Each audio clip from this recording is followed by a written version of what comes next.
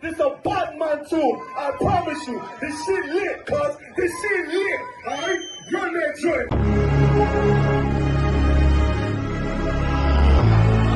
Niggas looking for the light. Me and my niggas prepared for the dog. Yeah. So we gon' get it on for the last days, nigga. You already know what it is. 140 for the rebel. They in the building, we in the spot. We can go to war and see who make it out. Earn your stripes, dog, you with us or not. We can get it on when it's on, it don't never stop. First you get that power, gotta hold it down. Watch your step, boy, you on holy ground. They in the building, we in the spot.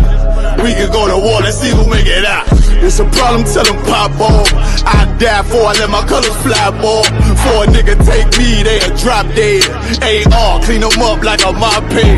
Say he cool, he bad, he really so tough. They like, damn, look what he did, it really go rough. Little bitch think she Kiki Palmer, silly hoe. She know I'm that bull, but I ain't from Philly though. From the city where they sing about that ribbon like petty poops. Know them niggas plotting, gotta deal with me. Can't catch me slipping, got to steal with me. Just left Alabama, bought a chopper from some hillbilly move. He made my life feel the blade. Leave them all bruised, come through like a plague. Rebel off the leash like a dog out the cage. Call me Johnny Blaze on Run West May. Watch your step get stretched like a limousine. So my brother bring that blade back wet, that's by any means. Little nigga, this that cult, need to talk. Niggas know I got blood in my cup, I just sip it like it's grenadine. They in the building, we in the spot. We can go to war and see who make it out. On your stripes, dog, you with us or not. We can get it on when it's on, it'll never stop. First you get that power, gotta hold it down. Watch your step, boy, you on holy ground. They in the build, we in the spot. We can go to war, let's see who make it out. Tell them niggas good night, here come the best. Look, told them niggas get right or get left. UPK, bad man, I pin to your flesh. Hellboy, rip the soul out of dead man shit. Got the rate, the power, I been a showstopper. Yeah, they might hate, but I know they gon' watch. Zone on lock, and you know the flow prop. Iced out, got the drip out of David Jones lock. Know I got the plan, they say that you the man. No shit, Sherlock, I'm the one you heard about. Burn down the building, let them all watch. Throw that one west up, then I swerve out. Sick with this shit, I do not need a detox. He don't watch a step, blow him out them Reeboks. We taking over, I'm sending the word out. Can't see me, little nigga, I put you in a bird box. Look, it's one west practical, gladiator, maximal. Creep on them slow, but that Glock 5 rapido. All I want is more power, more straps to blow. Ain't got excuse for no car, he gon' have to go. They in the building, we in the spot. We can go to war and see who make it out. Earn your stripes, dog, you with us or not. We can get it on when it's on, it'll never stop. First you get that power, gotta hold it down. Watch your step, boy, you on holy ground. They in the building, we in the spot. We can go to war and see who make it out.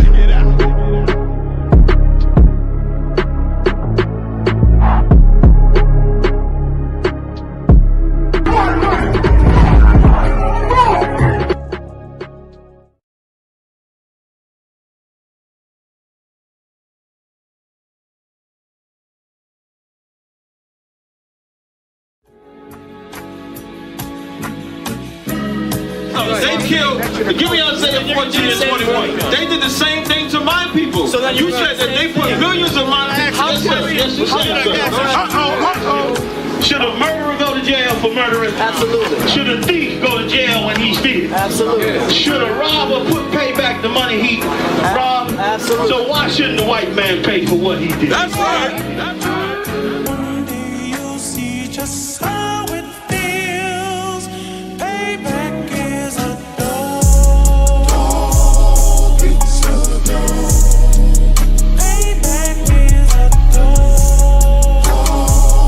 It's a dog. Payback is a dog. It's a dog. Payback is a dog.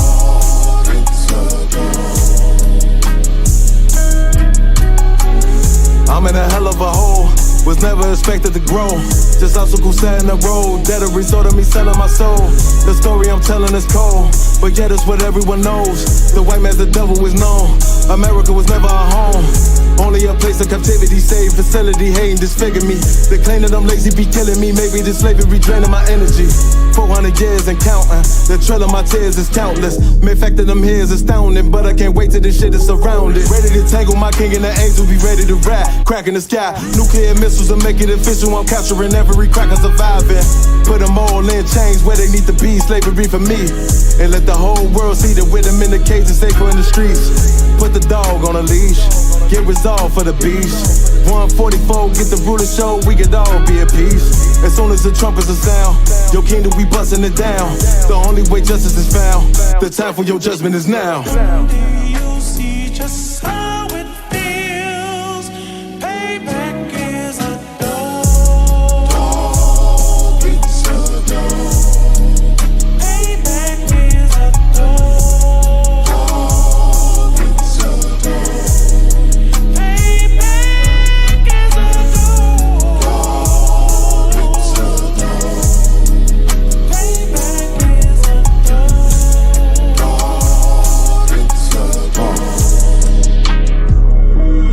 Look, ain't no remorse in my blood, Slim. It won't be no compromise. Now it's time to feed the worms. Watch his body turn to flies. I clutch iron while you trust the lies. The next Glock I buy gon' be Gen 5. I get it customized. And sending shots off like farewell. Praying payback come back around like a carousel. Still remember your Honda's words ringing in my head like bells. Said you in this body, you fit the Lord, fuck the cartel. Triangle choke, apply pressure to the game like I did Vondale. Payback's a bitch in a dress, she a bombshell. Revenge is served cold, I just hope they make an oxtail. Glock fresh out the box, I swear it got that new car smell. Made myself a target in the world of mad shooters. That was designed fire for our babies to pass through. In the day of our king's reign, I'll be overzealous. They bought my jealous, I bought brand new parabellums. You see just how it feels. Payback is a dog. It's a dog. Payback is a dog. It's a dog. Payback is a dog. It's a dog. Payback is a dog. It's a dog.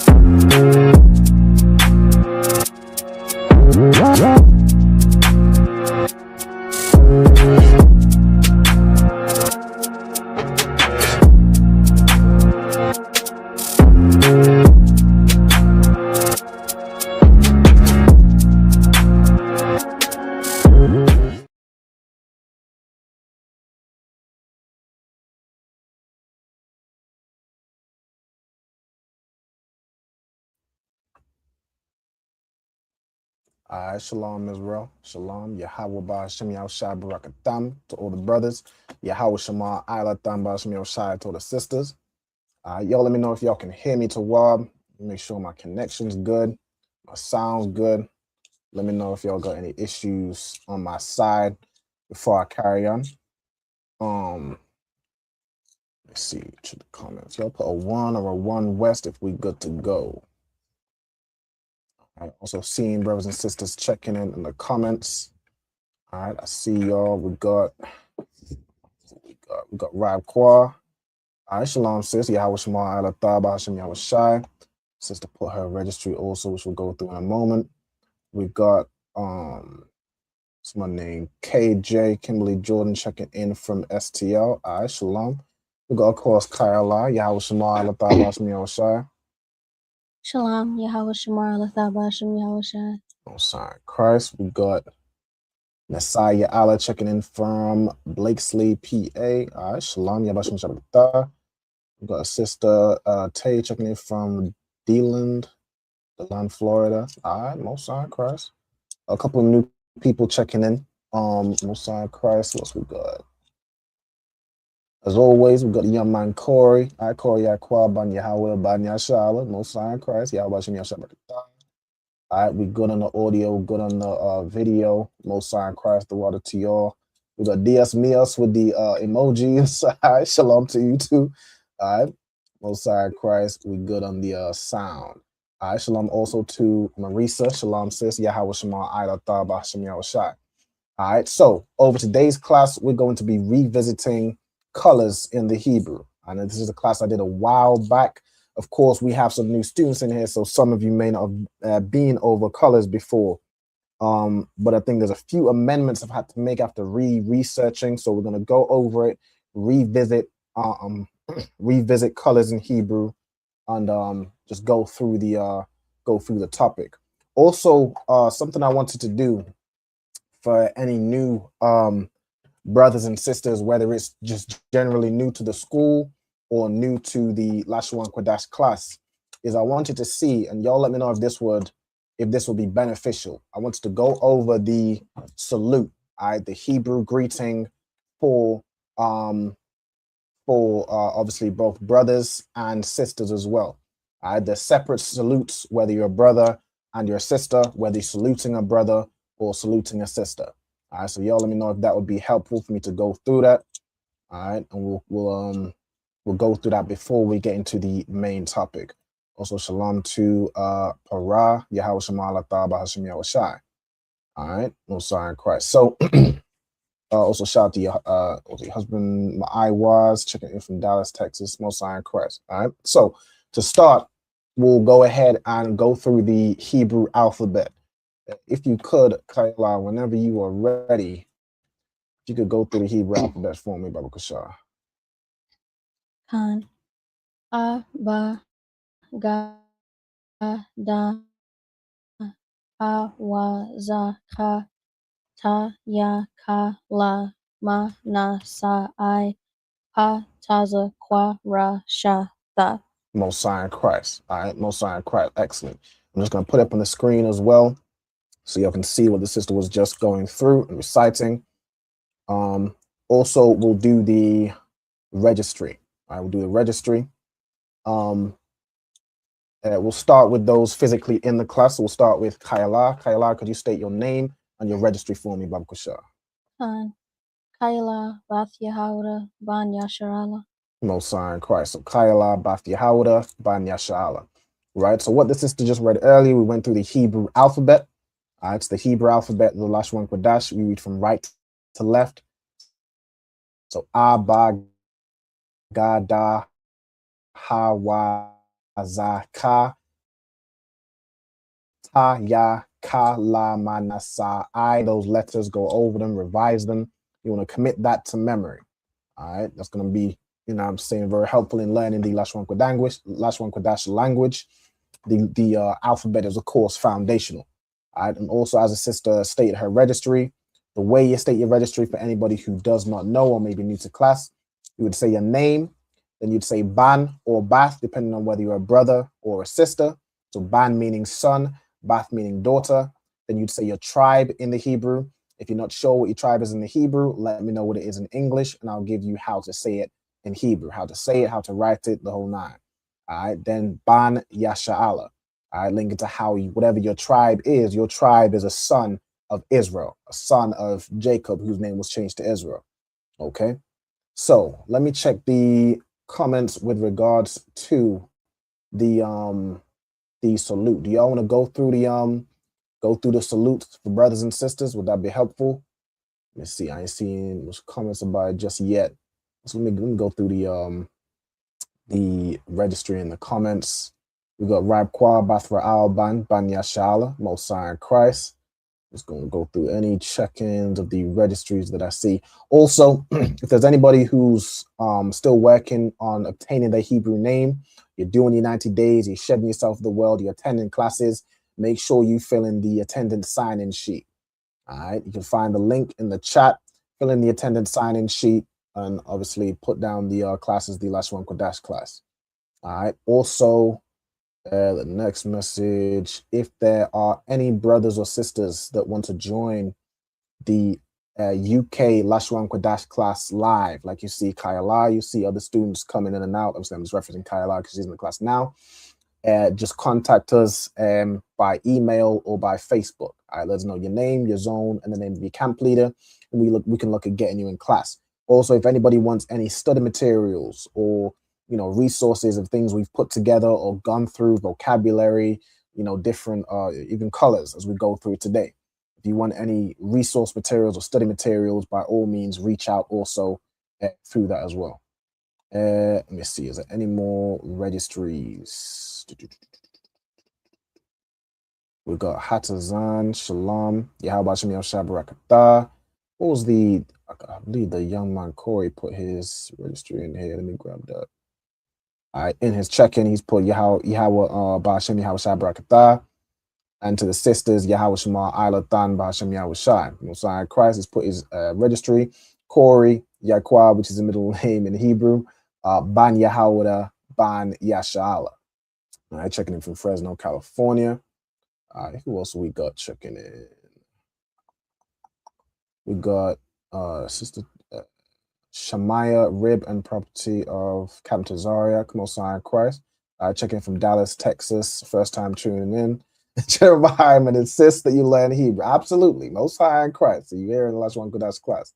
All right, Shalom, sis. Yahweh Shema Ala Taba Hashem Yahweh Shai. All right, we got the registries coming in now. Got Ira in the building. Ira Ban Banyamyan Ban Yasha'ala. Marisa Bath Banyamyan Ban Yasha'ala. Nasai Allah Ban Shammaiwan, a son of Simeon Ban Yasha'ala, Most High in Christ. And I believe this sister is requesting to go through the salutes, if I'm not mistaken. So we'll go through the salutes for brothers and sisters. So let me search for it real quick. Let's do Hebrew greetings. Okay, so breaking down the Hebrew greeting or the salutes. All right, so we've got salute. We also have the salute for the scroll. I think I'm also added that in later on. So the salute for the brothers. I'll read the salute because I'm a brother. So the way you would salute a brother, you would say Yahweh, Bahasham, Yahweh Shai, Barak Atha, if you're talking to a specific brother, right? Or you're saluting an individual brother. Or you'd say Yahweh Bahashem, Yahweh Shai, Barak Atham, if you're talking to a group of brothers, all right? If you're talking in the plural. Okay, so you can find you can see from here how to write it down in the Paleo Hebrew, how you'd write it down in the modern Hebrew, and this is how you'd write it down in the English, like the Hebrew and the English letters, or like how you pronounce it, right? So Yahweh Bahasham, which means in the name. Yahweh Shai, which is of Yahweh Shai. Barak Atha, which means bless you, or Barak Atham, which means bless you in the plural sense, so like bless y'all. All right, so that's the salute for the brothers. If you want to take a let me zoom out a little bit. In fact, if anybody wants to take a screenshot as we go through it, you know what I'm saying, it'll definitely help you with it's all good trying to repeat, you know what I'm saying, stuff that you hear. I hear a lot of brothers almost rushing through the salute. That's all you need is the tha at the end. But if you want to actually say the salute properly, and as you checking into classes, salute brothers, salute sisters, so on and so forth, you want to make sure you have the the salutes down. All right. Now, so this would be a salute for brothers. This is what the brothers will say to other brothers, right? Or individual brothers as you salute them. Now for the sisters, your salute is different. So this will be a salute that you receive and also the salute that you would give back. Okay? So the way a sister would salute, you would first, you typically, if you're saluting each other, you would say Yahweh, Shamar, Ail Atha, which would be if you're saluting an individual sister, or Athan, if you're saluting multiple sisters, right? Bahasham Yahawashai. Or say if a brother saluted you and you're saluting him back, you would still say the same salute, right? So he's saying, Yahweh watch over you in the name of Yahushai. And you say the same thing back. Yahweh Shema Alatah Bahasham Yahushai. Or if you're saluting multiple brothers, you'd again just take a tham from right here, which is you in the plural masculine sense. So a group of men, right? So if you're saluting an individual sister, you use Yahweh Shema Al Athah Bahashem Yahushai. If you're saluting a group of sisters, Yahweh Shema Al Athan Bahashem Yahushai. If you're saluting the brothers back, say after class, you would say Yahweh Shema Al Atham Bahashem Yahushai. Okay. And that's how sisters would do the salutes. So like sisters don't really do the brother salutes. Brothers will have, salute brothers differently and salute sisters differently. But sisters, will just use that one salute. A sister wouldn't need to say Yahweh Ba'Hashem Yahushai Barakatah. Okay, your salute is always Yahweh Shema Ayal Athah, Ayal Athan, or Ayal Atham, depending on the context. Ba'Hashem Yahushai. Okay. All right. I see. God, definitely brothers be running through that salute. That's how I be hearing it sometimes. God. But if you slow it down and get it word by word, Yahweh Bahasham Yahushai Barak Athah. You want to make sure you say each individual part. You're saying Yahweh in the name of Yahushai, bless you. All right. Or for the sisters, Yahweh watch over you in the name of Yahushai. Okay. All right. I pray that makes sense for everybody. Then also I threw in the salute in the Torah. When you're saluting the scroll, it's a slightly different prayer. In that instance, you're not blessing another person, but you're asking the Most High in the name of Christ to bless you. Or when you say it, bless me, right? So when you're saluting the scroll, you would say, Yahweh Bahasham Yahushai Barak Yah, right? Yahweh Bahasham Yahushai Barak Yah, which means Yahweh in the name of Yahushai bless me, right? So those are the three salutes to greetings, right? The greetings for the brothers, greetings for the sisters, and then these are all salutes. Salute for the brothers, salute for the sisters, and saluting the scroll, which you're blessing yourself. Okay. All right. I pray that is helpful for anybody who may not have, gone through the salute and what it is that we're actually saying when we salute one another. All right. It's powerful. It's more powerful when you understand what you're saying as opposed to just repeating something you may have heard, repeating it wrong, not really understanding what you're saying. Okay. So I pray that was helpful for everybody. By all means, take your screenshots, or if you want a copy of this sheet right here, I really should put the salute and the Torah in both Hebrews as well, or salute in the, well, I keep saying Torah, salute in the scroll in both Hebrews as well. It's the same thing. But if anybody wants this sheet, by all means, just reach out to us on Facebook. You can reach out to me if you have me on Facebook. My page is Ra'al Ban Banyamyan. We can get those resources out to you. All right. Also, let's see, we've got a trooper to Zapia Ban Yahawada Ban Yasha'ala, Most High in Christ, checking in from Louisiana. All right. Okay. This brother would like a copy. Yeah, definitely reach out to me on Facebook. If sometimes for some reason brothers or sisters have said they've tried reaching out to me, but it doesn't come through to my Facebook. I'm not sure why that is. My page will be the one in I'm wearing a red garment and holding a scroll. All right. I do have another page which I actually closed down, but Facebook just keep that shit open forever. But it's with a blue garment. It's not the one with the blue garment. I'm in the red. All right, so make sure you contact the right page or simply just contact by email. All right. Yeah. I think this was the specific brother. So Lakia, I don't know why that is, but if you reach out to us by email, I'll make sure you get that. All right. Or I was gonna say message me your Facebook, I could try reach out to you. Either way is fine. You could even email me your Facebook page. Could be friends only. I could definitely have a look into that. I'm gonna look into that after class. But I definitely want to or it's on private. I thought it's pretty much public, but I'll look into it. I'll definitely look into it after class. All right. But either way, reach out to me on by email, right? ISUPKUK@gmail.com. I have access to that email. And let me know your Facebook Facebook profile as well, so I can friend you. That way that solves that issue for one. Let me get this question here.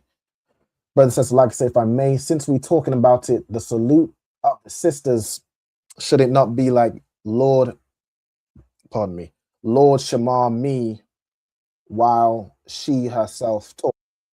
No, so the way you do the salute, you're saluting another person, right? It's a greeting. You're talking to somebody else. You're not just talking to yourself, asking for the Most High to bless you, if that makes sense. So like if I walk up to you and dap you up, I salute you. Yahweh Shem Yahushai Barakatah. If I see a sister, I salute her. Yahweh Shema Alatah Ba'ashem Yahushai, and she will salute me back. You know what I'm saying? It's only with like say you're saluting the scroll, that's when you're asking for the Most High to bless you, like me, right? If that makes sense. Okay. Also, shalom to Asina Anya in the backdrop. Again, you can choose to put your camera on or off. It's up to you. But by all means, if you have any questions we'll be going throughout the class, let me know. I'll be asking you questions and putting questions to you as well as we go in through the class. That's to all right. Oh, Salaki, before I even should say that, I should say Yahweh Shema Alatah Ba'ashem Yahushai.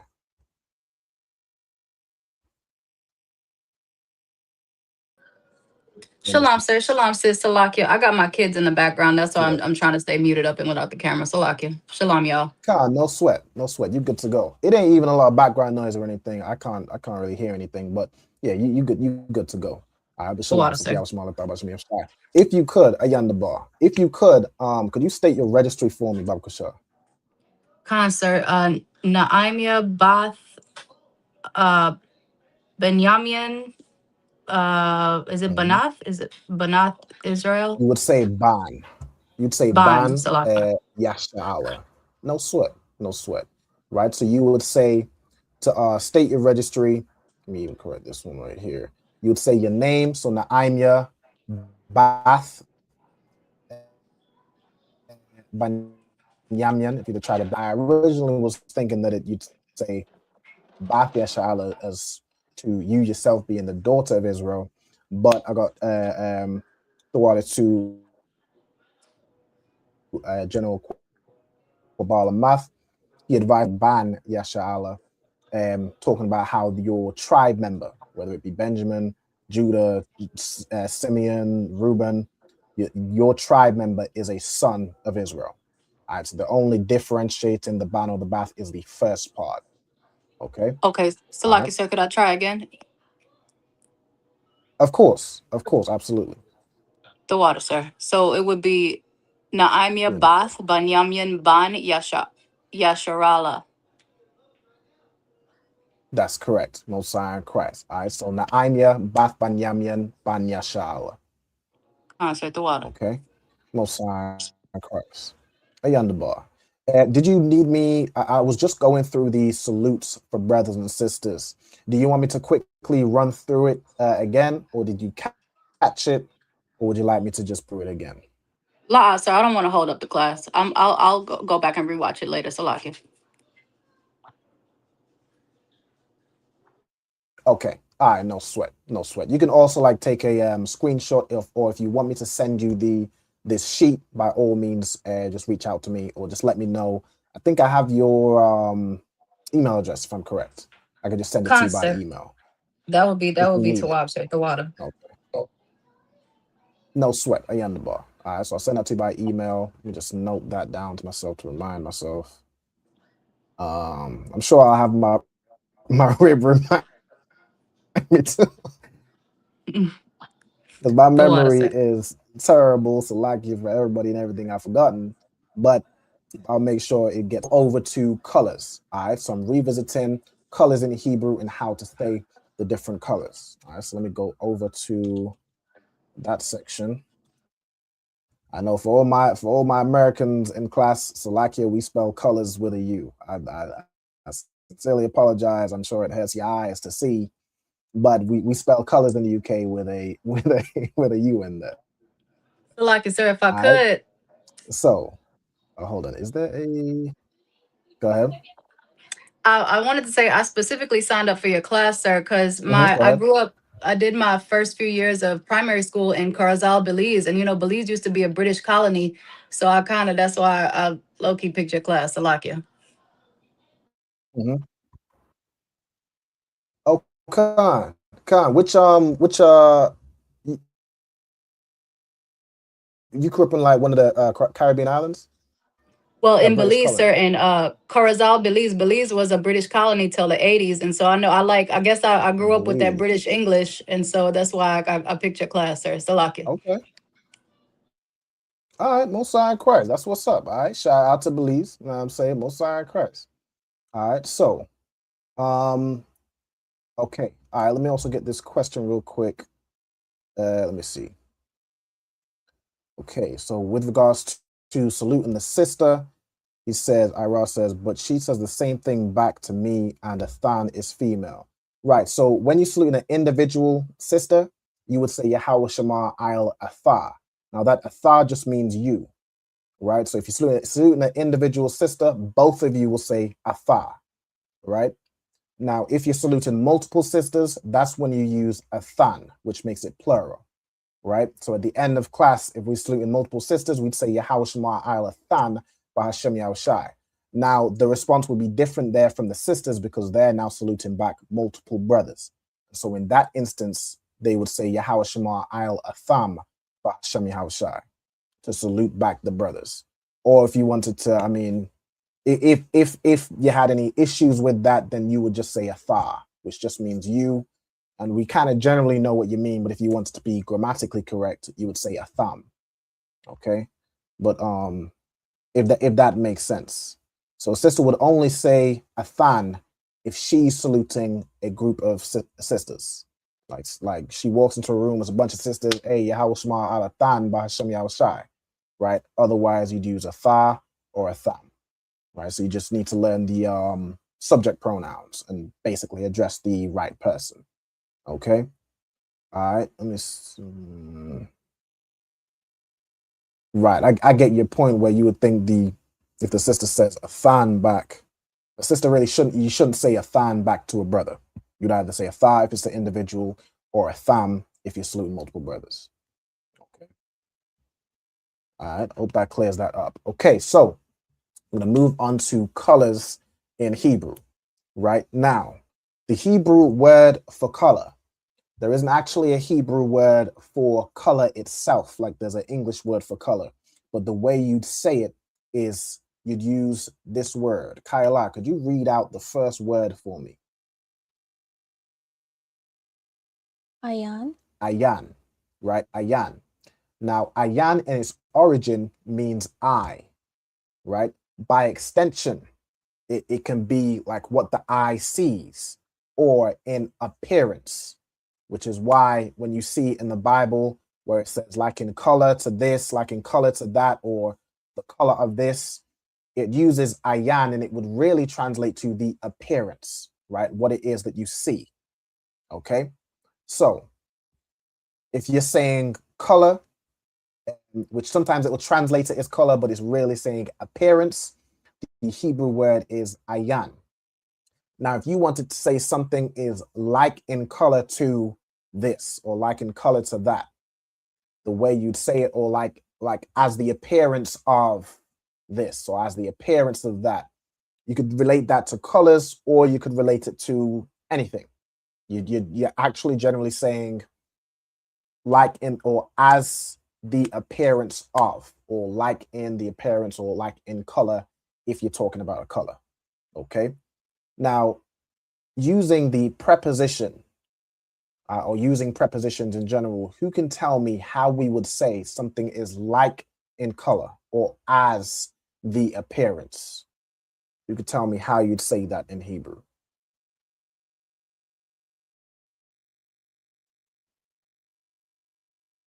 So like Go ahead. you would add ka, You'd add ka ayan. You'd add ka. You'd add the preposition ka, which means as or like, and you'd say ka ayan to say something is like in color or like in appearance or as the appearance of, right? You'd say ka ayan. Okay, So that's like how sir. you could say the. Go ahead. So like sir, the I in the in ayan, isn't there no I in the ancient Hebrew? There's no. I mean, the I in the this like ancient Hebrew, it's pronounced I, like as in say Imad, which means to stand. Imadium, right?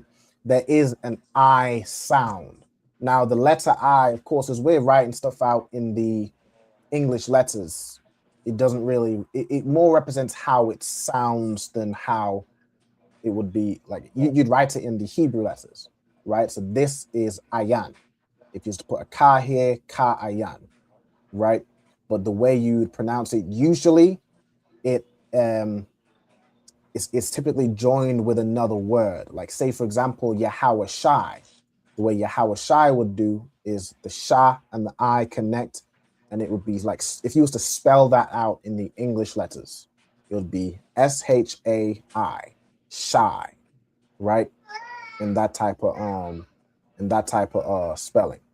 But like, yeah, the letter I in that respect, like obviously the Hebrew language doesn't have vowels, but I in the Hebrew language is a consonant, if that makes sense. Like when you go through the Hebrew alphabet, you see, well, I because it's modern, right? Sa, I, right? So all the consonants have an A sound aside from this letter, which will sound like I. And that's where you get words like Yahweh Shai, Imad, Itazab, so on and so forth, if that makes So like, sense.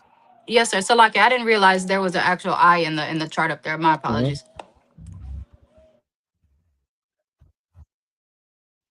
Calm, no sweat, no sweat, no sweat. What you're saying is right. Like there's vowel I or like an I sound or like a it'd be more like an I sound. Like you'd probably have that in the Jewish man's Hebrew, his Yiddish, because he added vowels into the language, and certain letter that he added sounds like an E or sounds like an U or an O or an I, right? Those are vowels.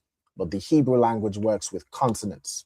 And each of those consonants have an A sound aside from I, right? That's the only variation. Okay. The water, sir. All right. So, no sweat, a yonder. All right. So, if y'all want to write down, as we've put, color or appearance is ayan, right? It's really primarily appearance, but since we talk about color, I've put color there too. You can say something is like in color in the context of what you're saying. If you then say a color, right? Or like in color to bronze or like in color to gold, you know what I'm saying? You could use ka'ayan to say that, like an appearance of the same thing. Okay. So what we're going to do, we're going to move on to the next word. I'm going to have Naimia read this word whenever you're ready. Okay, Salakia. Can I, Salakia, so I don't have my alphabet in front of me. If it's not too much to ask, do you mind just showing me the alphabets at the top? Of course, of course. All right. So Okay, hold on, Salakia. in I'm gonna in get. this word, and I'll show you, we have no sweat, girl. Okay, if I could, sir, can you scroll back so I can see the connectors? Salakia. Yep. 1 second, sir. No sweat. Is it Adam or Adma or Not. Adam? You Adma? have the letters right. Adam. All right. So the way the connectors work is, say this like an N shape, or Concert. how would you, yeah, like an N shape. This means that the letter is singular. You pronounce the letter fully. So you'd say ah. Whereas this Con. connector, the upside down U, or I think I say arch, like upside down arch, the simplest form to do it. These join them two letters. And when you join two letters, the ah sound drops off from the last letter. The last letter being ma. So instead of saying Adama, you say Adam. It just joins like that. Adam. Right? Concert. All right. Well done. Now, Adam is a no sweat. All right. No, Adam is a word which means red or ruddy. Let me just close out this parentheses right here. All right. It means red or ruddy, right? Like red in color. It could also be ruddy, as in the sense of, like when you look at the Hebrew word Adam, it also refers to things like rosy, or like being able to like see, like blush, or being able to see the blood through your skin. Right now, in our time, this is damn near like, if you was to say ruddy, it's like the ancient version saying red bone. Like that's what we would say. So it could either refer to red, like Esau's red, or it can refer to like how we say red bone, which is really just light skin. Right. And people with obviously light skin pigmentation, you can sometimes see the blood through their skin. Right. Or even if like I'm kind of brown skin, if I get hot or flush, blood's flowing, I can get ruddy. You can start to see the red pigmentation through my skin. Right. So that's all ruddy means. Ruddy doesn't mean that people like to say, who was it, David and Ruth were both ruddy. Ruddy is a word, like imagine the word fair. Word fair means, it can mean like light in complexion, or it can mean beautiful or handsome, right? Relating to a brother. That's all ruddy means. It doesn't mean red. You know, King David was of course not red like Esau is red, but he may have been either fair skinned or like light skinned or handsome, right? That's all ruddy means. Okay, so you got red, which is Adam, meaning red or ruddy. Okay, there is also a word to say reddish, right? To say something is reddish, like it looks red, but it's not quite red. You could even use, like, say the word for orange. Now, with orange, there's no Hebrew word for orange. So I just released the word. There's no Hebrew word for orange, right? But if something is like maybe a dark orange, not quite red, but it's reddish, the word you would use is Adam dam, right? There's some variations of the word, but this is, I believe, the most common, right? Adam dam is saying something is reddish. Go ahead. So like you said, so in this situation, the ka wouldn't apply. So you wouldn't have ka adam. You would have an entirely new word instead of just adding ka, like red. You could also use that. If you was to say ka Adam, you would be saying like red or as red. Whereas the better way to phrase that would be to say, you could certainly use like, this is like red. Let's say it's not quite red, but it's like red. Or there's a separate word that you could use to say specifically reddish, where you don't need to use a preposition. You just say Adam dam. And that's a specific word to say something is reddish. Concert. Okay. All right. Also, let me check the comments if there's anything I missed. Shalom, Lord in Christ. This is Maurice from Camden, New Jersey. Yabashim Shabbat. Or like as a Tazapia. Yeah, like ruddy, you could say someone is like a pretty boy, right? Like they're handsome, or if you're referring to a sister, the sister's fair, she's pretty. All right. So that would be your definitions for ruddy. Just in case, anyone tries to say that, well, David was ruddy, and when you go into it, it means rosy. And so David must have been rosy. It must have been a white man with rosy cheeks and this, that, and the third. That's not what that means. It's just simple as that. All right. Also, let me get the Let me get the stream y'all up on my phone so I can just check the comments from here. All right, the next word over to Kayala. All right, so there's no Hebrew word for orange, so the next one would be yellow. Khan, Tazahab. Tazahab.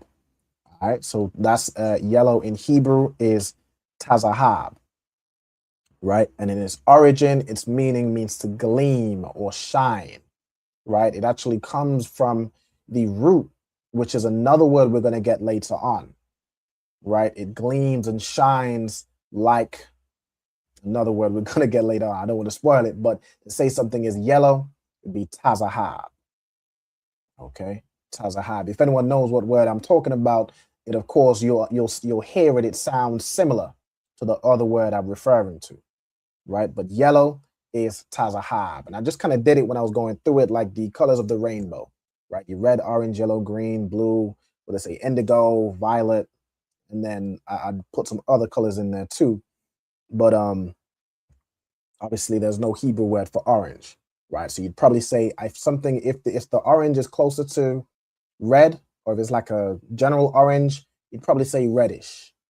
Or if it's more yellow, a lighter orange, you could just say yellow. I believe, like if you were to say something's yellowish, it's kind of the same word Tazahab from what I was finding. All right. So we've got yellow as Tazahab. Now green, this is a word that I had to amend. I believe I had Ra'ainan last time. And Ra'ainan, it can mean green, but it's more specifically means like something is luxurious, like your trees outside are very vibrant and luxurious and flourishing. When plants are doing that, they're green, like a bright, luxurious green, right? But there's a more specific word to say something is green. And this word in its origin means greenness, right? Who just read? Was it Kyla that just went? Naimia, could you tell me how we would pronounce this next word for green? Sir, do you mind if I see the alphabets, please, Salaki? Of course, no sweat.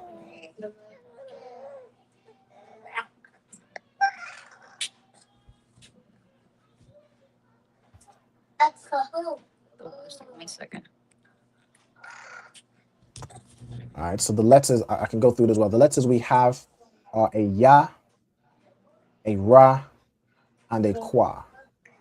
Sir, so would it be Those are the Iraq? three letters we have, all right, in that order. Iraq, right? Excellent. Iraq. Okay. Right. So Iraq is how you'd say something is green. Now, if you will say specifically talking about green plants or the trees outside are very green and luxurious, if you want to say that specifically, you can still say Ra'ainan. As a matter of fact, let me show you again just how you'd spell that, just so I can give you a new, for anyone who didn't have this down from the last time we went through colors, and have a new word. So let me put this down. It keeps moving stuff. It keeps. All right, but let me just. I might as well give you the word for greenish before it just moves all over my screen. All right, the word to say something is greenish, right? And it seems that those two have specific words for like reddish and greenish.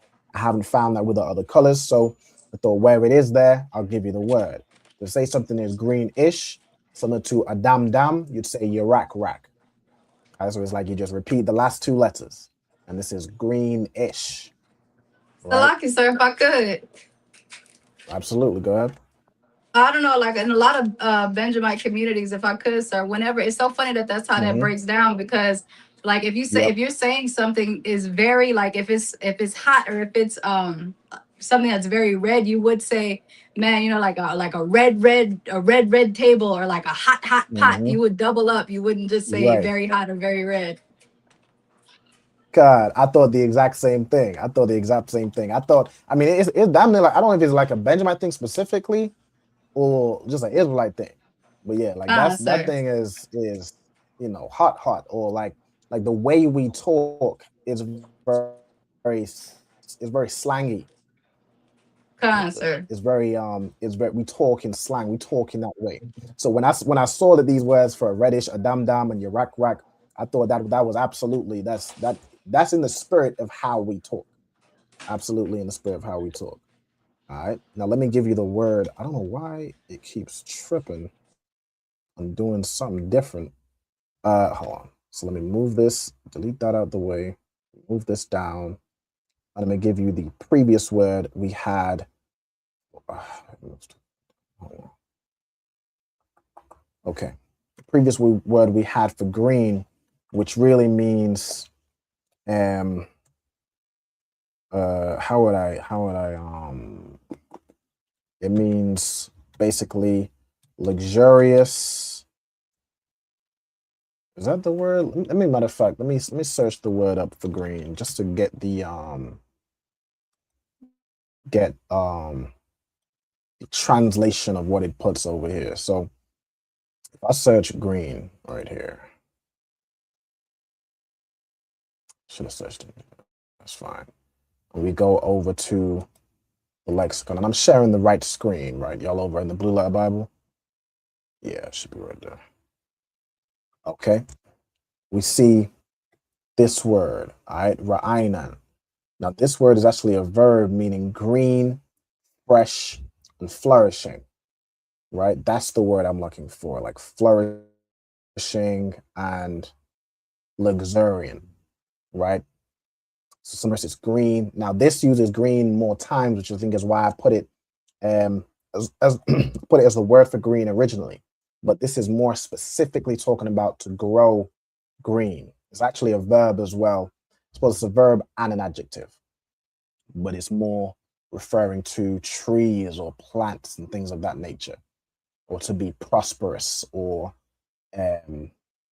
flourishing. Okay, so this word, I'm gonna put green plants. Let me see if that would make sense to do. Green plants, or like the word luxuriant. Let's use that word in there.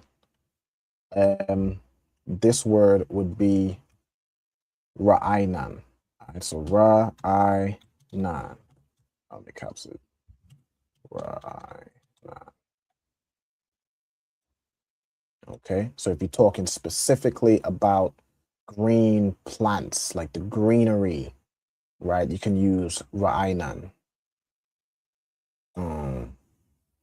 And it's used, like if we look at the usage, we go down here. Oh, I didn't even go back to the other screen, right? But like if you say every green tree, every green herb, and things of that nature, right? Even here, like fresh oil in the sense of flourishing. So it's not necessarily just green, but something that is flourishing, that's luxuriant, right? Green trees, green olive trees, so on and so forth, right? Okay. So now we're back over this side. Again, that word is ra'ainan. Move this up a little bit. Okay. All right. Next, we have the color blue. All right, Kayla, can you tell us how we'd say the color blue in Hebrew?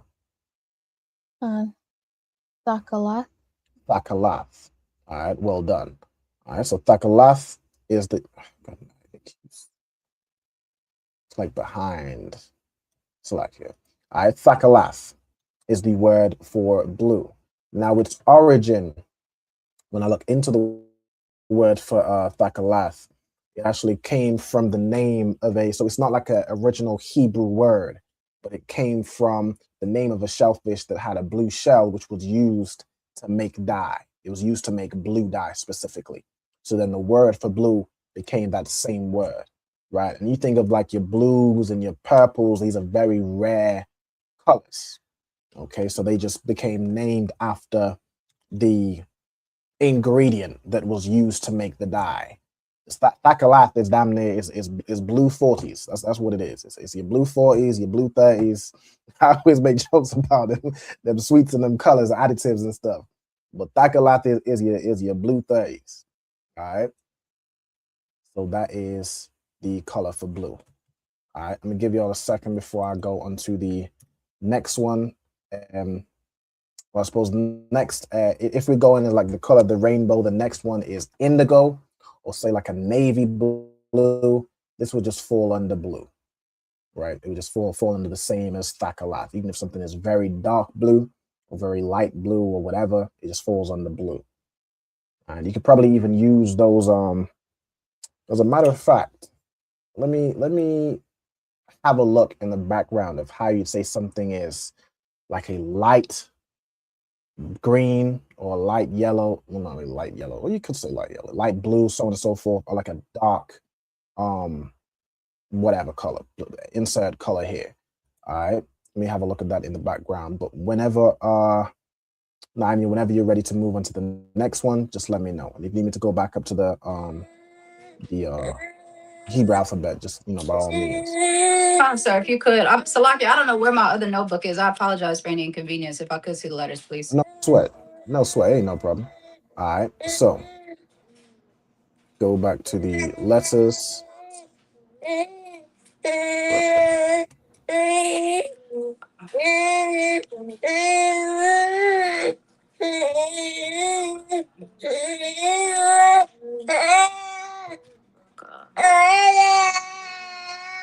Abagamana.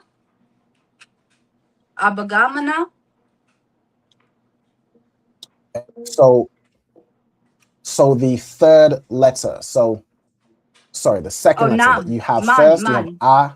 If we go, let me go back down to it. Salaki, sir, can I try it again? Ma. So it ends with man, right? That's the end, right? So the first letter is A. What's the second letter? Is Ba? The second letter is a Ra. It's Ra. Salaki, could you show me the alphabet? The second letter is Ra. Am I tripping? Khan. Right. So the second letter, the Ba, it more hooks over. Oh, Khan, sir. Khan. Salaki, can I try again? I apologize. Khan, go ahead. Okay, so that's gonna be. So it's gonna be Aragaman.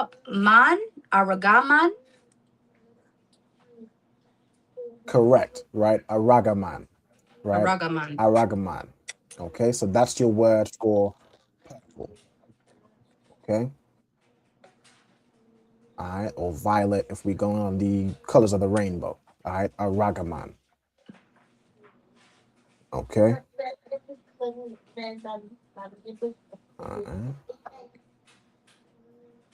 Let me see here. I'm looking how we'd say something is a light color. Let me see. Or I guess bright. I think I got a word for that. Let me see. Right, but yeah, so purple in Hebrew is a ragaman. Again, this origin, I think it's another word of foreign origin. It means purple or purple dye, right? And the name of that purple dye just stuck for the word for purple itself. Okay.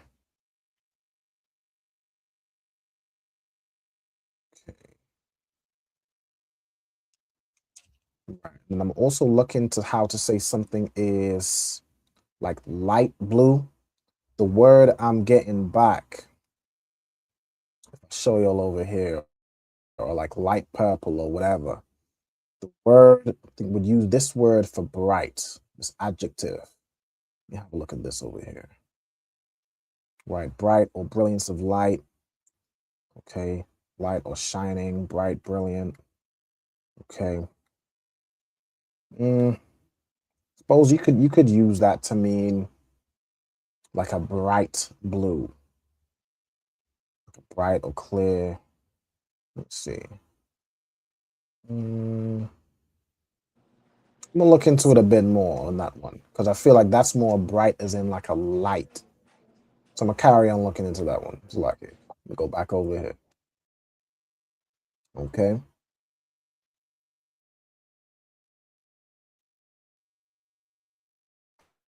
All right. So the next one.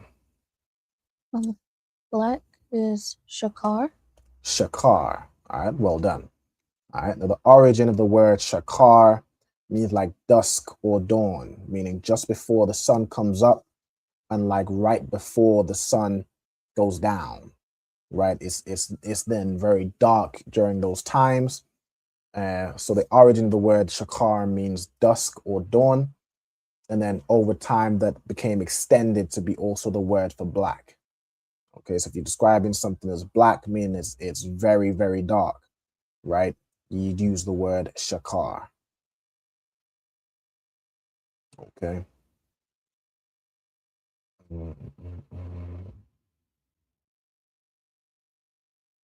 Let's see.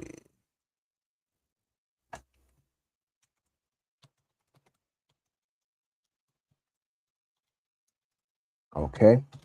And then whenever we're ready for the next word, Anya, just I'm ready to take it see the away alphabet. whenever you're ready. The alphabet, please, sir. Salaki. Bob Kasha for the alphabet. Okay, no sweat. No sweat.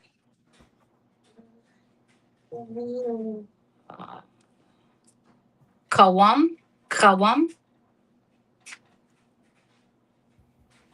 Kawam, right? Well done. All right, so Kawam. Now, the origin of this word, so this is the word for brown. The origin is the word kam, meaning hot, right? And then you apply heat to something, it becomes brown, like you brown chicken, or like you go into this, right? So that's the word for brown, right? Actually comes from the word kam, which is the same name as Ham, right? Like Shem, Ham, and Japhet. Ham in Hebrew is kam, which means hot, right? That word kawam derives from that. Okay. All right. Then whenever you're ready, Kayala, you can move to the next one. White is Laban. Laban, right? So white in Hebrew is Laban. It's actually it's both an adjective and a verb, like one of those other words, right? It can mean to be white. It can also mean to make bricks. Now, those two things, you think, how do they go together? I mean, when you making bricks or when you playing with like cement and things of that nature, the dust from the materials, or when it dries and goes in your hands become white if you're, not already, right? If you're a brother and you know in construction, all you gotta do is look a brother in construction and his skin is covered in powdery material, right? So that's why the same word as to be white is the same word for making bricks. All right, Laban. It can also mean to purify. All right, these are all the same word, Laban. Okay. Now, again, like say you describing the white man, just keep in mind the white man is not Laban. He isn't pure. He has nothing to do with bricks. That man is red. That man is, that man is red and unmelanated, but he's not white. All right. Let me get the sister back in. All right, no sweat. Okay. Also, let me make sure I'm not missing anything in the comments. I tried to get the comments up here. Okay. Let me just check the comments here. Shalom to someone named So Belts. Yeah, I can't tell if that's a brother or sister, so I'm gonna just say Lord in Christ before I do the wrong salute. Green was Iraq. No, sweat. That's for okay. Then shalom to the brother Michael Ban Yahweh Ban Yashala Yahweh Bashim Yahweh. Ragaman. Okay, somebody said, is there a difference between Adam and Adawam? They're damn near one and the same. I think it's like two variations. Now, if I look up, let me show you this over here as well. I think Adawam is more of a later word when the Jewish man started adding vocabulary, because Adam, it comes from the origin of the word Adam is Adam meaning ground, right? Like that red soil. So it also became the word for red or ruddy. And it can also be like let me show you the screen here. If I search for red, it'll give me Adam as an adjective. If I go into this one, I think if I scroll down, there's some instances where it puts it here, like Adawam, right? Now this will be, let me see here. My beloved is white and ruddy, but adding a wa, I believe that's just in here, right? This wa would be something the Jewish man added to make how would he say this? A dome, right? It makes that O sound. He did the same thing with the word shalom, meaning peace. He added that wa in there, and that's why he says shalom, right? But really the root here, the way you'd originally pronounce it, is Adam. Okay, I believe previously I had it as Adawam for red, but I had to correct that because whenever you see this wa in the middle of a word, you got to be very careful with this Jewish man. He shifted like that. All right, so I realized the actual root is just Adam. It's the same word for ground. Okay. All right. Then we have sister asks, like I said, do you mind pronouncing blue in Hebrew? Blue in Hebrew would be pronounced thakalath. All right, thakalath. That's how you pronounce that. Shift back over here. All right, so you just think of tha. Let me do it over here on the Hebrew, right? Tha, ka, lath. Remember, everything has that ah sound, right? So tha, ka, lath. Okay. What other questions do we have? What a question. Well, the sister checking in. April, Yahweh Shemala Taba Hashem Yahweh Shai. No sweat. Thought it might be a situation like that, but I wasn't sure. Yeah, with that wa, right? I believe that was your question. All right, Khan. Yeah, on the bar to the sister. All right, so let's carry on. Where was it? We just did white.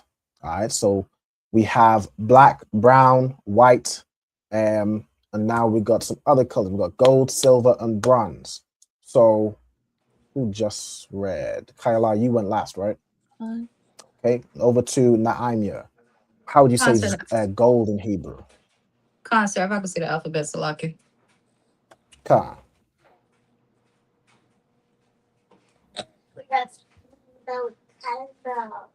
I'll say just in case it isn't clear, because I know the letters can look slightly different.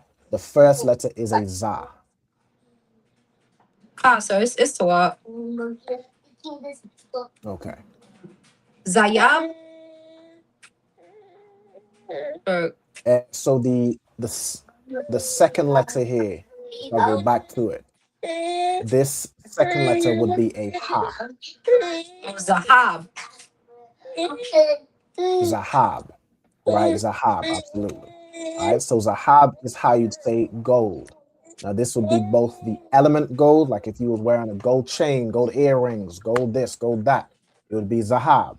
Also the color for gold, which is damn near you're saying the same thing, but if something wasn't necessarily made out of gold, like this, I have this small Manara, it has gold on it, but I'm assuming it's not real gold. It would probably be a bit heavier. All right, but I would say this is Thakalath wa Zahab. It's blue and gold. All right. I don't even know if y'all can see that. It might blur it out in my background thing. I think y'all can see it, right? This is Thakalath, blue right here. It's like a dark blue, wa Zahab, and gold. All right. Also, most iron crush for gold would be Zahab. All right. Oh, Banyam Ira, you've got the 3 sentences from last week. I absolutely did forget the 3 sentences from last week. Salakia. I'm gonna have to go over them. We was translating phrases. I'm gonna go back to it after the class, and I'm gonna try and get those for next week. I do apologize. I did forget to do that. As I said, they say confession is good for the soul. My memory is terrible. I apologize for anyone in advance. I'm gonna try and remember for next week to get those 3 sentences down. All right, the water for reminding me, Ira. All right, so gold is Zahab. All right, next we got silver. All right, so how would you say silver in Hebrew? Ayala. Kasap. Kasap. All right, excellent. So silver in Hebrew is kasap. All right, you got the ka, sa, and pa, and the sa and pa joined together. Now, this is again the element silver. Like if you have silver jewelry, silver rings, or so on and so forth. The element silver is kasap. It also generally became the word for money. All right, so if you wanted to say money, money is also kasap. Whatever currency it has, if you was to say it in Hebrew, it'd be kasap for money. Okay. All right, let me check here. I see. That's why I can't see the comments. All right, so silver in Hebrew is kasap, and it's also the word for money. All right, and then the last one, whenever you're ready, Naomi, let me know when you're ready to see the alphabet. Or if you'd like, I can just tell you the letters. No. So I'm trying to practice it a little bit. The water for your patience. No sweat. But Absolutely. I'm looking at my notes, so you don't have to scroll up. So I got you don't have to scroll up, sir. Anaya, please have a seat. Have a seat, please. Okay, you mommy's working. Just give me 1 second, okay? So it's na ka and then shath. Nakashath. Absolutely. Well done. Nakashath. All right, that's perfect, right? Nakashath. Now, this is a word for bronze. Okay, now the root is nakasha, which means the same. It means copper or bronze. And then if you was to describe something as bronze, right? Like you're not just saying like how gold, both the element gold and the description of gold is the same.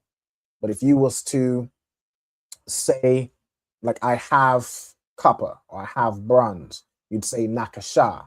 If you were to say this is a bronze statue or this is the color, this is a bronze color, you'd use nakashath, right? So that one has variation.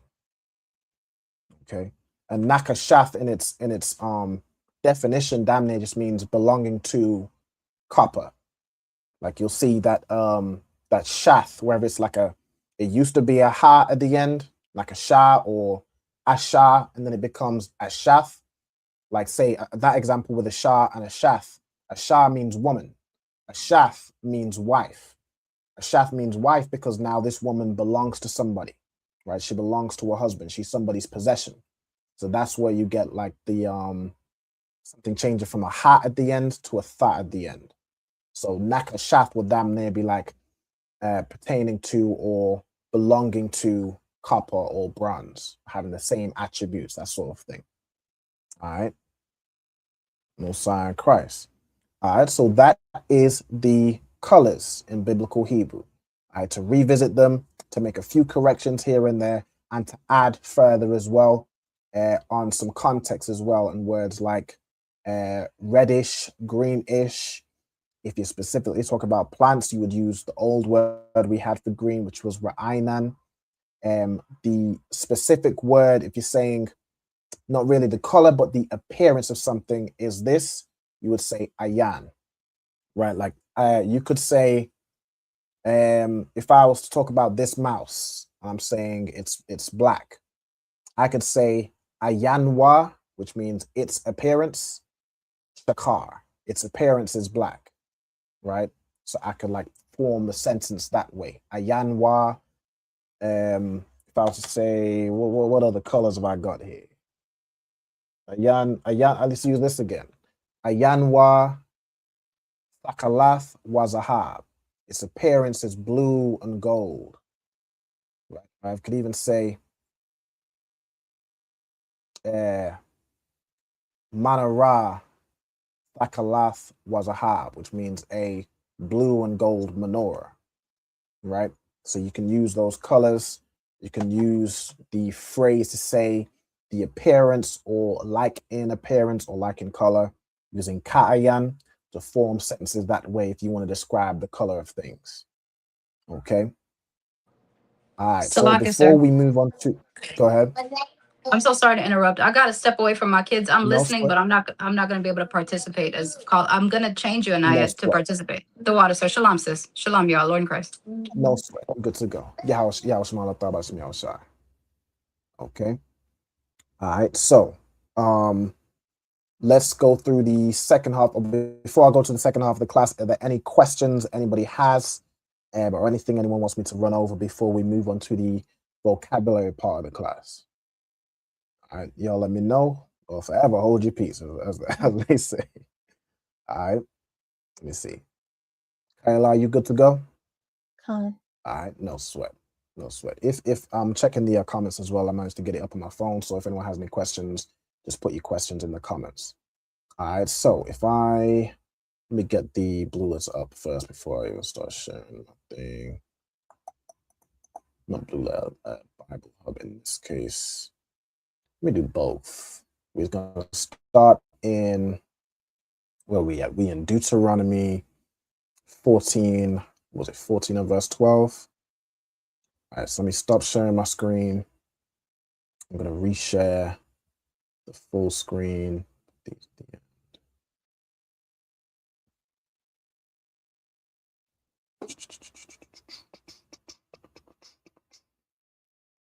Select here and share entire screen. Okay. Right, so from Deuteronomy 14 and verse 12. Let me grab this here. Deuteronomy 1 verse 1. All right, Deuteronomy chapter 14.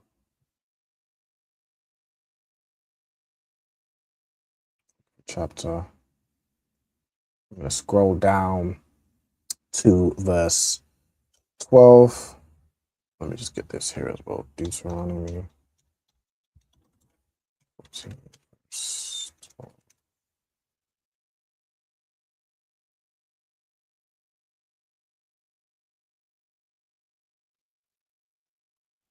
Okay. Right, so this is going through dietary law. All right, let's get it. So a lot of this verse is I remember we not too long ago we went over different birds, different animals, different mammals, birds, reptiles, insects. I believe we went through those 4. So this will be going through a lot of birds. What's the next few verses? Yeah, a lot of this will be going through the birds. We may get to like certain insects and things like that, but should we start from here? So start over this side. I think the first word we have is hazah, right? Hazah. No, wazah. All right, so wazah, we have wa as a preposition. All right, so wa.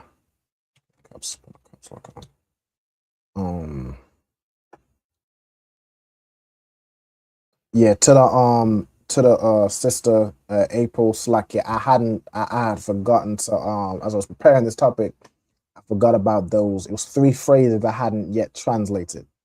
I'm gonna try and remember to get those for next week. I do apologize. I said I'd had them for this week, Slovakia, but I'm gonna try and have them for next week. I'm gonna make sure I put it in my notes to remind myself. You know, things happen with the slavery and different departments and things of that nature. I do apologize, but I'm gonna try and have them for next week. All right. So, wa as a preposition means and, or basically a continuation of what's being said. Then we have za. All right. Za is a type of word. This is a conjunction.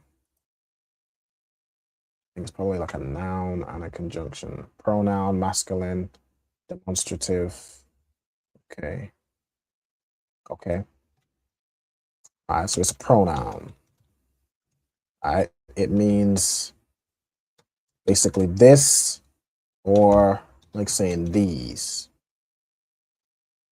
Okay, I'm gonna need to uncover this. Let me go back a lot. Okay. Then you have a shar. A shar is a conjunction. What does a shar mean? Which? Which. Damn near drilled. Damn near everybody who attends my class at least twice should know the word ashar like the back of their hand. Right? Ashar is a word which means which. You see it very, very often. Okay.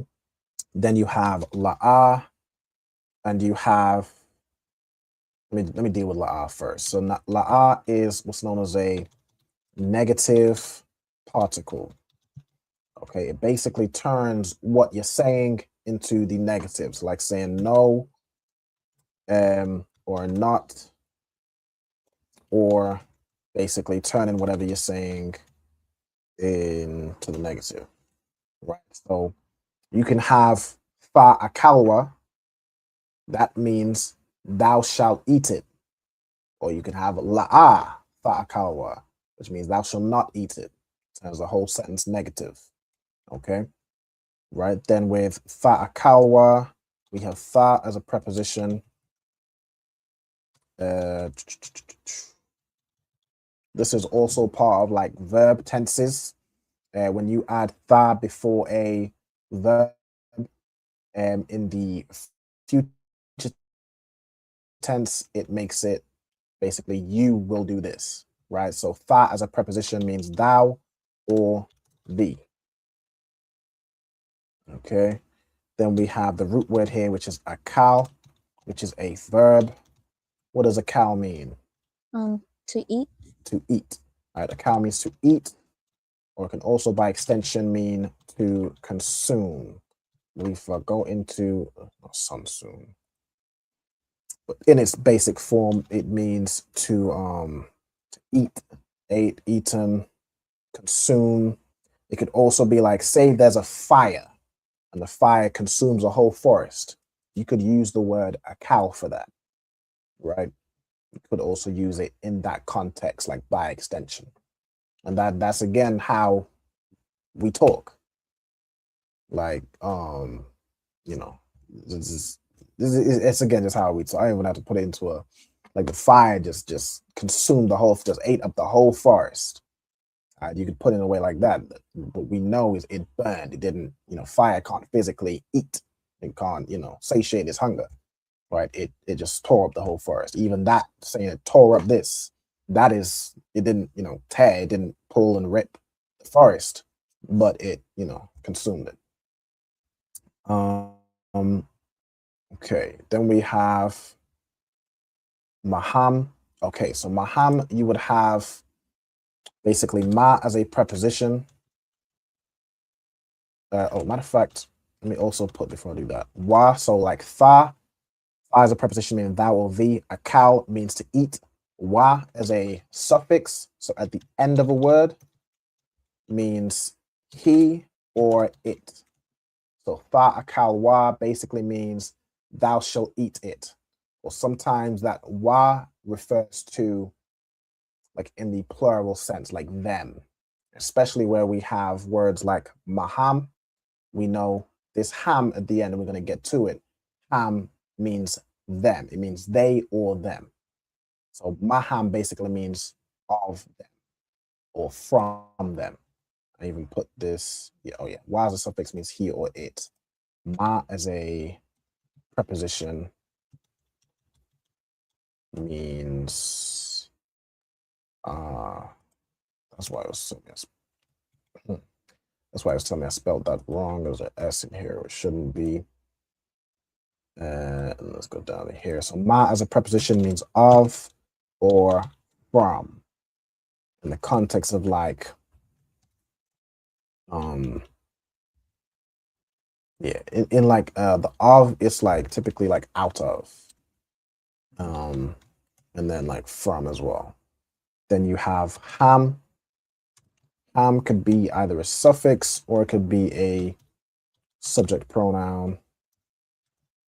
So if it's at the end of a word, it means they, or it means they, their, or them. Matter of fact, would it mean they? No, I think that's more if you use it as a subject pronoun. And it means their or them.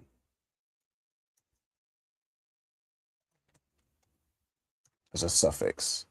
as a subject pronoun, right? If you're just saying this at the beginning, this is who we're talking about, then it would be they, right? If I'm losing anybody, just let me know. But basically, a subject pronoun is like I, you, he, she, they, them. Those are subject pronouns, right? So this would be either they or them. Is this a subject? Yeah, subject pronoun. Yeah. Okay. Then we have, okay, so the first thing is which we shall not eat, ha nashar. So we have ha as a root, which is a preposition, which means what? The. The. All right, so ha means the in its simplest form. Then we have nashar. Nashar is a noun, which is a type of bird, and it means an eagle. Okay. Then we have, so wa, ha, paras. So and the, and then paras would be the word here for vulture. Okay. So it's also like a type of eagle. It puts it here as the ossifrage. I think that's how we did it, which is a type of bearded vulture. Okay, so paras is also a noun. It's a bearded vulture or like a ossifrage. It says perhaps bearded vulture. In fact, let me look up ossifrage. Look this word up. I think when we went through birds, right, the ossifrage is a bearded vulture. Okay, right, so that's the paras. Okay, then go back here. We have waha izanya. All right, so let's go here. All right, so izan, what's the root here? I was, could be izanaya. Let me see how we pronounce this. Let me see. It comes from eyes, which means strength. Again, you gotta be careful with this Jewish man. You have you saying I was, what I said earlier, but the word is eyes. Right? So if it's eyes, could be then eyes naya. Let me check this out in the over here. Make sure I get the right pronunciation here.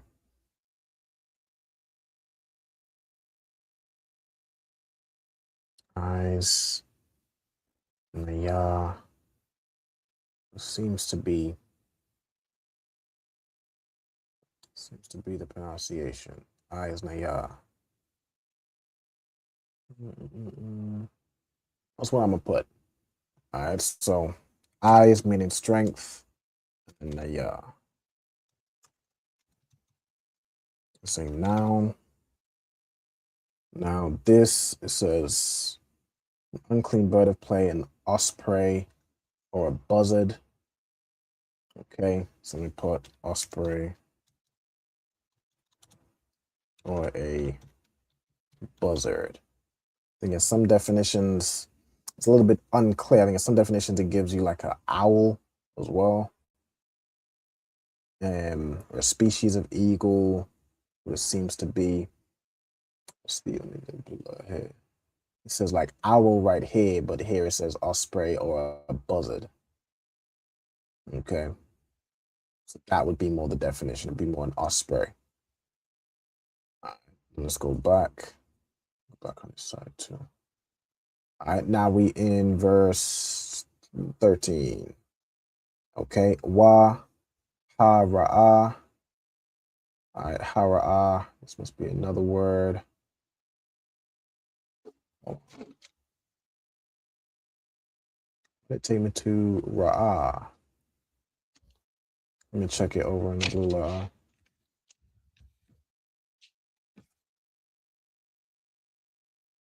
the Gleed. Let's see, Hara'a.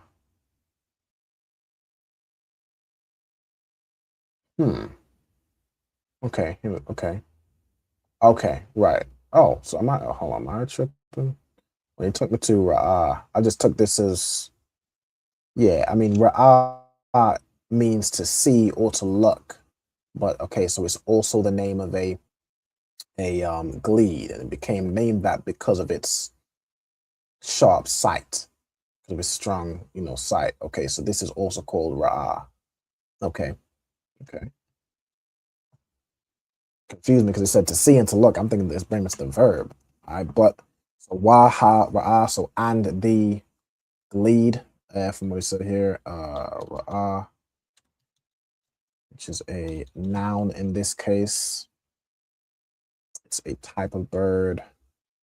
Get the name again. It said Gleed. Let me look up a Gleed real quick.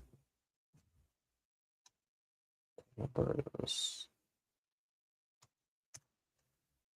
It's a bird of play, like a kite. Region word for joy. Okay, is that what it says here? A kite or hawk.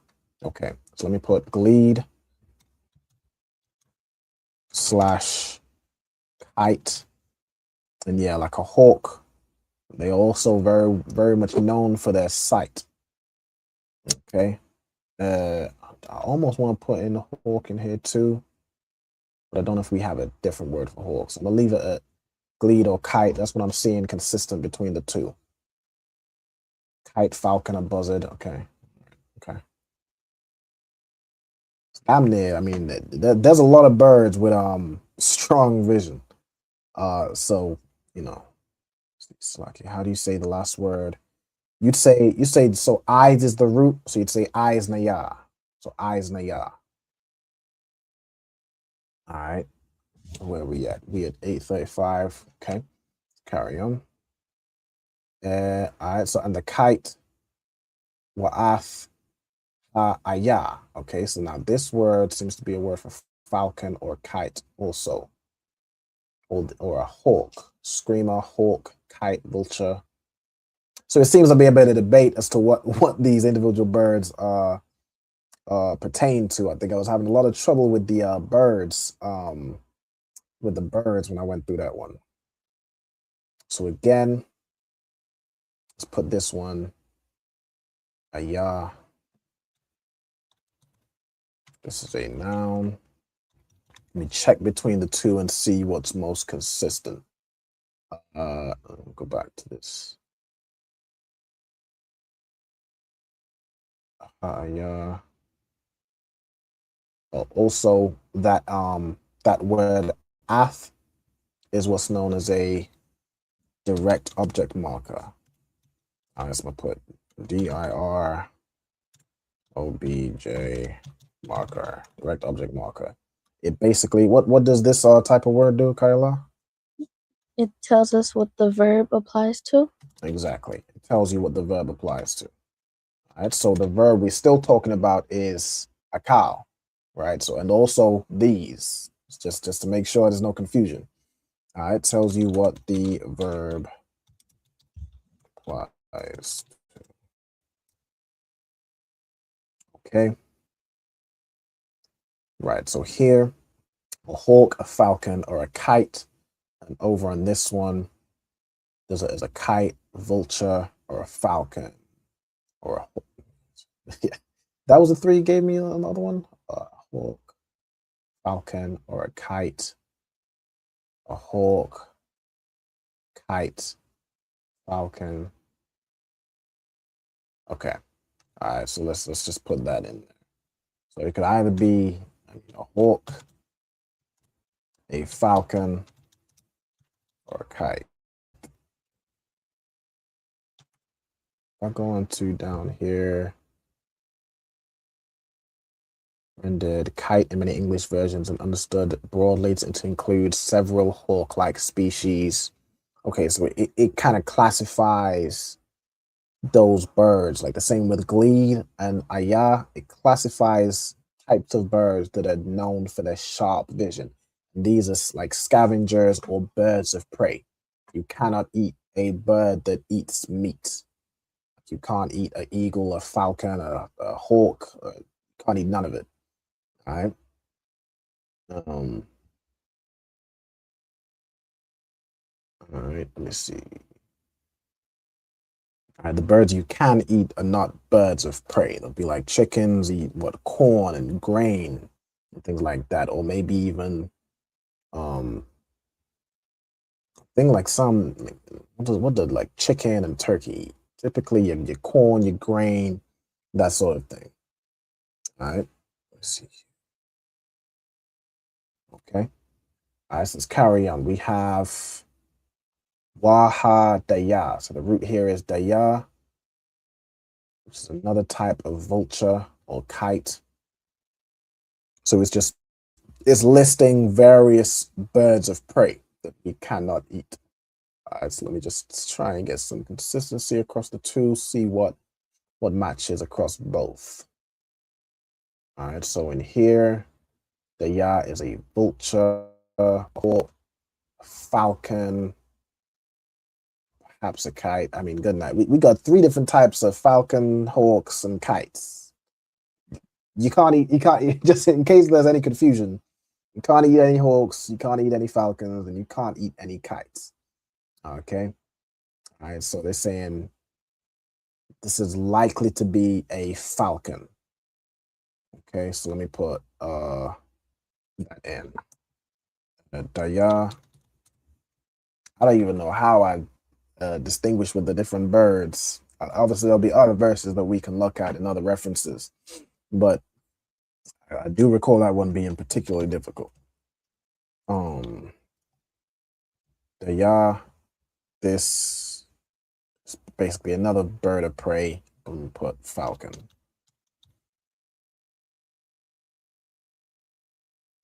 Okay. I'm gonna just try and keep it as simple as possible because I mean we can't have like 3,000 different words for the same type of bird. Okay. La mayana. Okay, so la will be a preposition. Okay, interesting. So la is a preposition meaning to. Oh, hold on. Preposition. I need to put over here. And it means, what does la mean as a preposition? 2 or 4. 2 or 4. Somebody asked Trooper Ayazan, which how about Shemil Shabakata, checking in from DC. The brother asked, is duck unlawful to eat? Yes, duck is unlawful to eat. You can't eat duck, swan, goose. You can't eat none of that. It is unlawful. All right. When we go through the next part, it lists like different variations of water birds. Right? You can't eat those things. All right. So la is a preposition meaning 2 or 4. Then we have mayan.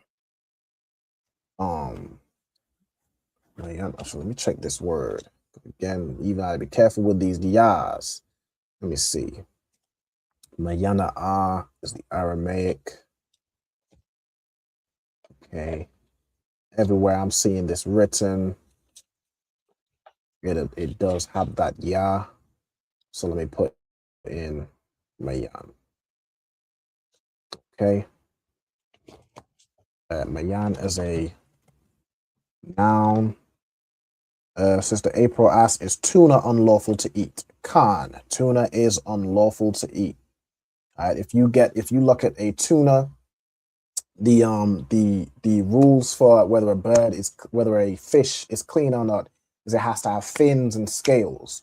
If you look at a tuna fish doesn't have scales like a regular fish. You can't just scale it and have it. The tuna, by the way, is a massive fish. Like I know we see it in the small cans, but tuna fish are massive, and their scales, especially comparative to their size, are microscopic. according to like what Moses would have seen, if Moses would have caught a tuna, if the tuna didn't catch him, because tunas are big as hell. But if Moses was to catch a tuna and feel its skin for scales, he would have said, nah, these ain't scales. If you look it up, they say the scales are microscopic. If you had a microscope, you could see its scales, but it does not have scales. And scales protect fish from like bacteria entering into the skin. That's why we have that. If you want to go the scientific route of why clean fish, why scales is a requirement. It protects bacteria and things from entering into its body. All right, but tuna doesn't have that.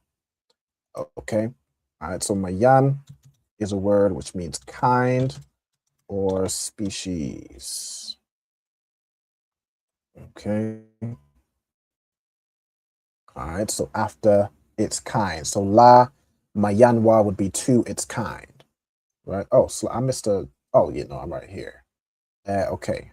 Wa'ath. Right. So then and also the verb is pertaining to this or these. Then we have kal.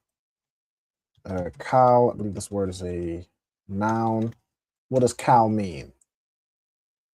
All, any, and every. All, any, or every. Everything of this category we're about to say, right? Oh, sorry, every. All right, then we have first of the category, we have Irab. All right, Irab. Let's go into this word, raven. All right, and it seems pretty, it's pretty consistent for raven. All right, if I scroll down, yep, a raven from its dusky hue. Irab, the root meaning to close. I'll check over on this side. Where was I? Oh, hold on, where was I at? 14. Wakal Irab or Wa'ath Kal Irab.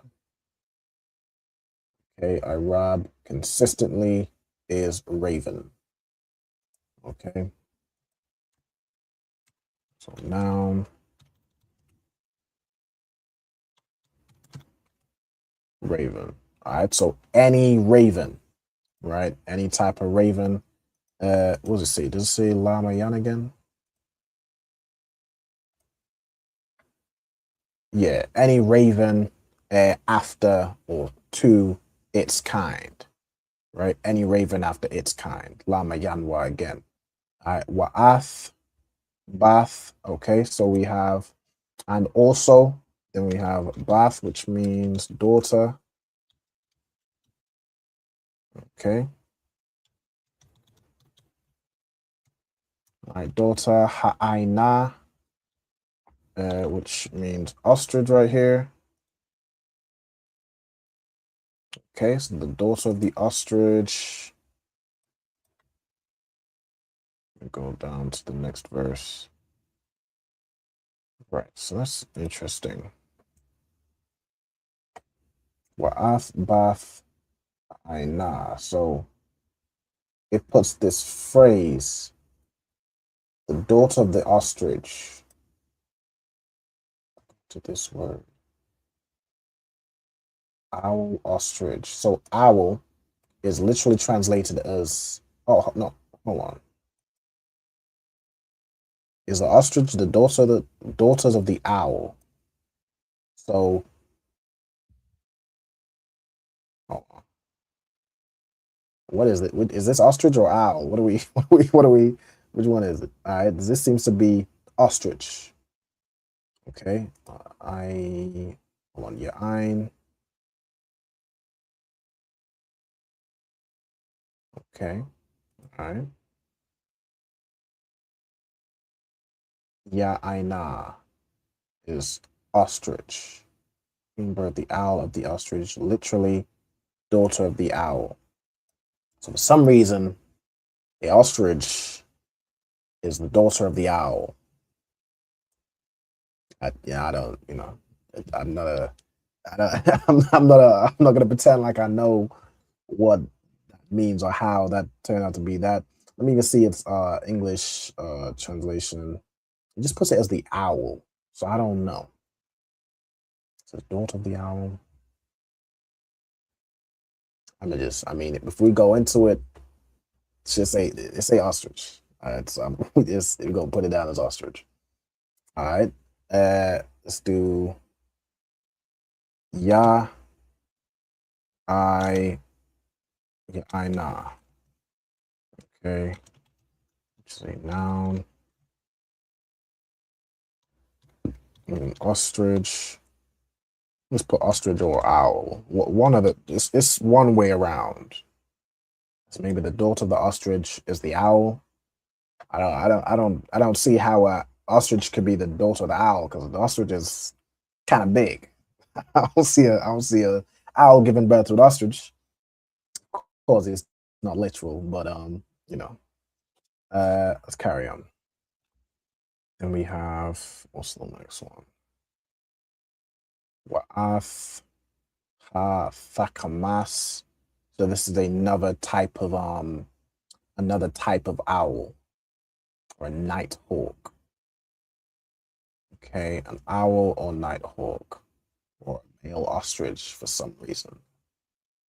Okay, all right. Just throwing in.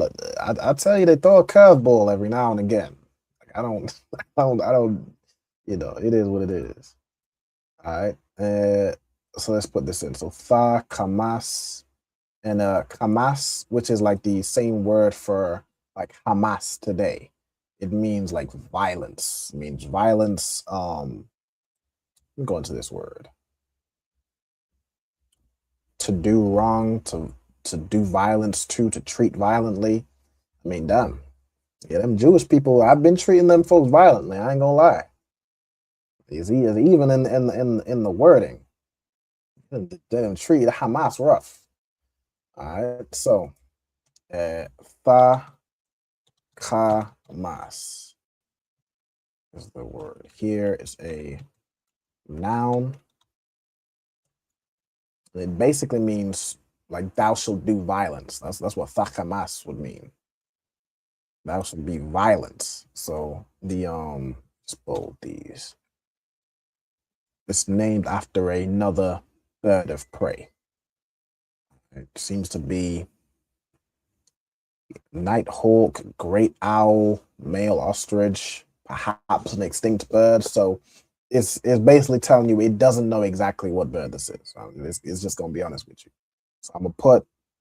It says here nighthawk. Is that supposed to say nighthawk, or have I been misreading this whole time? Nighthawk. All right, let me just put nighthawk.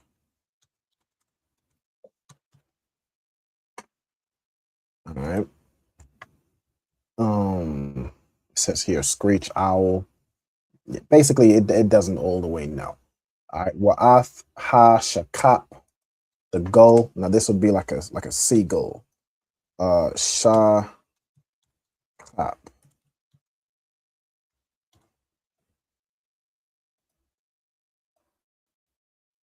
Let's go into this. Yeah, seagull or like a cuckoo bird. It's from its loud noise, from what I recall.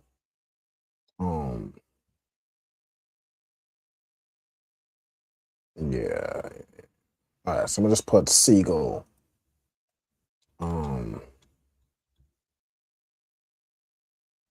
Okay. Then we have Wa'af Nataza. All right, we're going to this word. All right, so Nataza is the bird.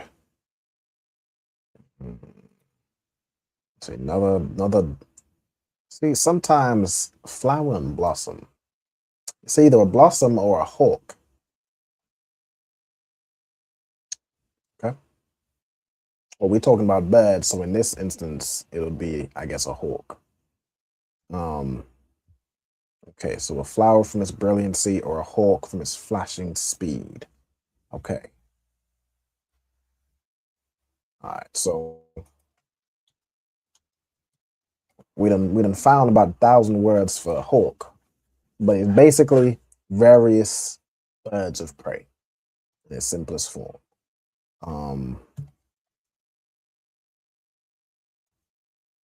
Let's go back.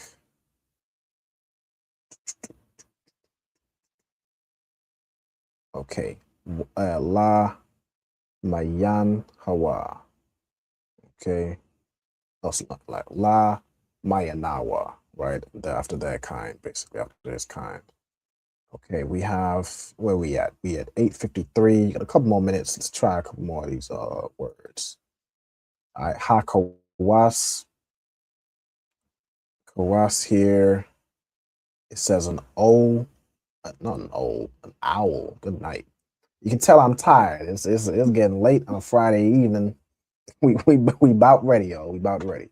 All right, let's get oh, let me also put noun over on this side. What was it? Kawas? Yeah, kawas. Which is a noun. I'm gonna just put owl. I don't want to spend too much time on these birds where it's not all the way clear what type of specific species it's talking about. Then you have waya. Not sure what. Let me damn near just. It's gonna be a lot of birds, so I'll finish this verse, and then I think we good with that. It gives us gives a couple minutes to close out. Okay, so Yana, Yan, this Yanashwap, Nashapa is the root. Ya, Nashap.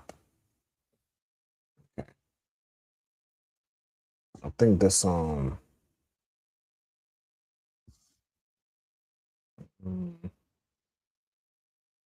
gonna put Yanashwap. Let's just put that in. Okay, noun. It's a nocturnal bird of prey. It's a type of owl. We'll just say here, desert owl, great owl,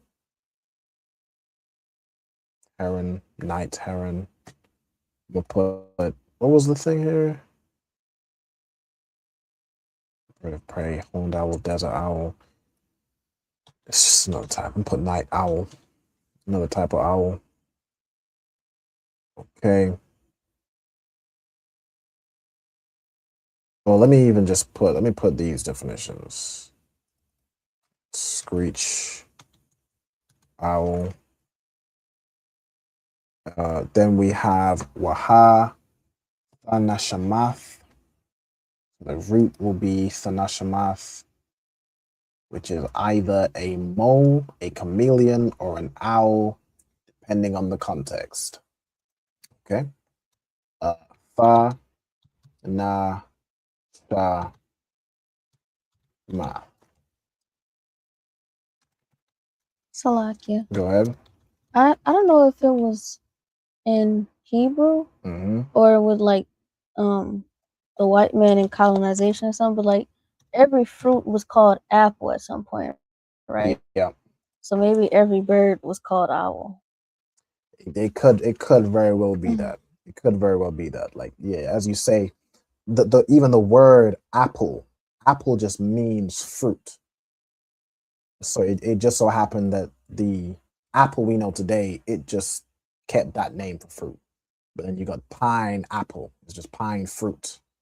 All various different fruits were just called something apple or apple something. And then they changed over time. So yeah, it could very well be like even eagle and vulture. These were just kind of words similar to that. And to the sister's question, these are all what we cannot eat. That's correct. Yeah, we cannot eat any of these words. We can't eat any birds of prey, any owls, any ostrich. We can't eat any seagull, any hawk after its kind, any owl, any falcon, any vulture, of course. Can't eat any birds of prey. And then it goes into things. Matter of fact, for time's sake, we'll just skim through it. We about good to go. It goes into like the stork, the heron, cormorant, believe the storks and the heron and the cormorant. These are your types of water birds, and this is how we understand that the things like duck and swan and goose. These things are also unclean. Okay. All right. For time's sake, I'm gonna call it there. Let me stop sharing my screen and let's close out. We quite close in the time, so I'm gonna just go ahead and close out with the salute.